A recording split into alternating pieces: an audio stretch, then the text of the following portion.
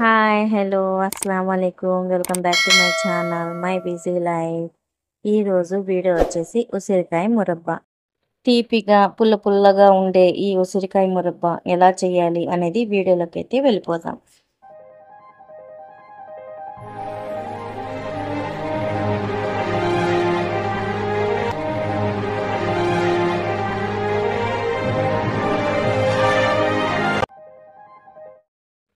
అరకిలో ఉసిరికాయలను అయితే నేను తీసుకున్నాను.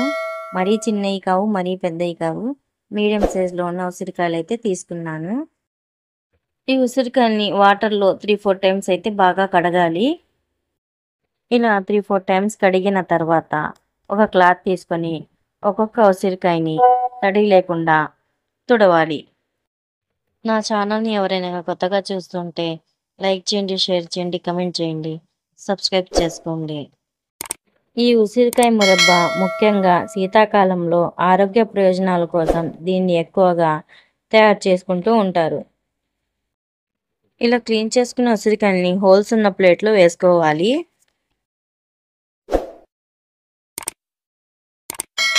స్టవ్ మీద గిన్నె పెట్టుకొని అందులో నీళ్లు పోసి బాయిల్ చేసుకోవాలి.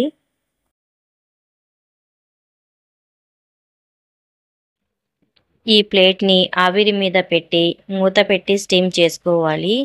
వీటిని మరీ సాఫ్ట్గా మెత్తగా ఉడికించకూడదు. అలా ఉడికిస్తే మురబ్బా త్వరగా చెడిపోతుంది. అందుకని 10 మినిట్స్ పాటు మీడియం ఫ్లేమ్లో ఉడికించాలి. ఇలా స్టీమ్ చేసుకున్న ఉసిరికాయల్ని ఒక ప్లేట్లో తీసుకోవాలి.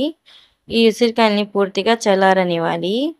ఉసిరికాయలో ఉన్న సీడ్స్ని సపరేట్ చేసుకోవాలి.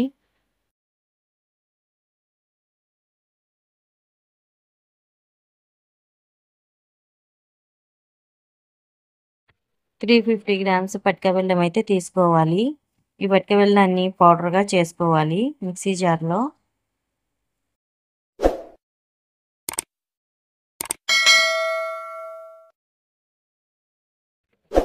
చూడండి, పటిక బెల్లంని ఇలా మెత్తగా పౌడర్ లాగా చేసుకోవాలి. ఇప్పుడు ఒక గిన్నె స్టవ్ మీద పెట్టుకొని ఈ పౌడర్ చేసుకున్న పటిక బెల్లంని వేసుకోవాలి. అందులోనే సీడ్స్ వేసి సపరేట్ చేసుకున్న ఉసిరికాయని కూడా ముక్కల్ని కూడా వేసుకోవాలి.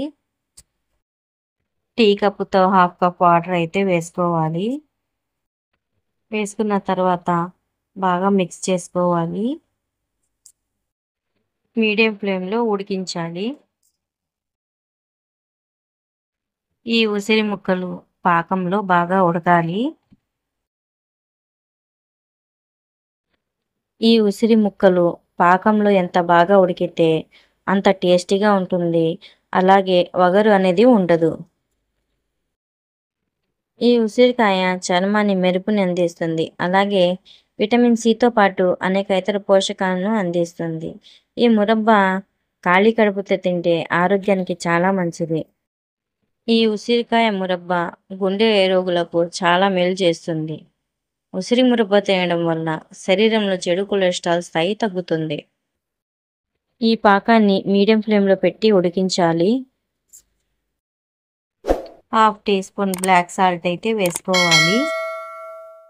కొంచెం ముదురు పాకం వచ్చేంత వరకు ఉడికిస్తూ ఉండాలి. పాకం మీకు ముదురుగా వస్తేనే మురబ్బా అనేది ఎక్కువ రోజు నిల్వ ఉంటుంది. చూడండి, ఈ వీడియో క్లిప్లో చూపిస్తున్న విధంగా ఉసిరి ముక్కల కలర్ కూడా కొంచెం చేంజ్ అయింది.